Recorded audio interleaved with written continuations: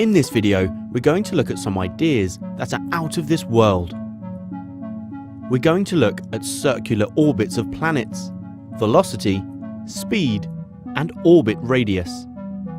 First of all, let's learn the difference between velocity and speed. Which of these measurements tells us a velocity?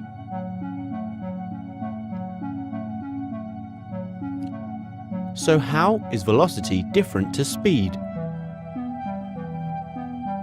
They both contain information about speed. Velocity is speed in a given direction. On a fairground ride, your speed and velocity will keep changing. What about an aeroplane doing a loop-the-loop? The plane may be moving at a constant speed, but because its direction is constantly changing, its velocity will also keep changing. A change in velocity results in acceleration. So an object moving in a circle is accelerating even though its speed may be constant. So what does speed and velocity have to do with planets? Most planets have nearly circular orbits around a star. So the planet's speed will remain constant, but because the direction changes, so does the velocity. To make this clear, think of a football player trying to turn.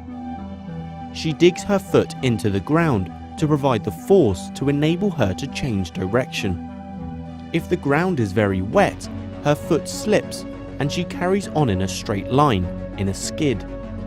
So for an object moving in a circular path, there has to be a constant centripetal force which acts towards the center. Look at this car on a roundabout.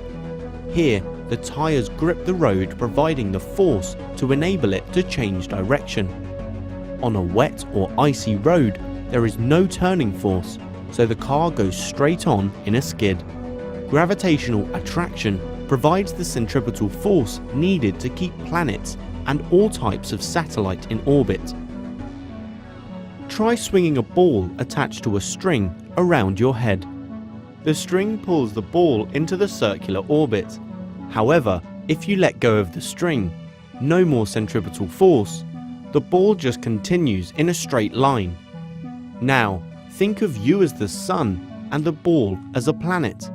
Without the force of gravity, the planets couldn't stay in orbit.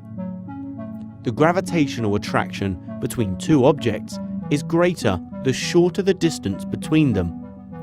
If the force between them is greater, then the object must move at a higher velocity to balance the higher gravitational attraction.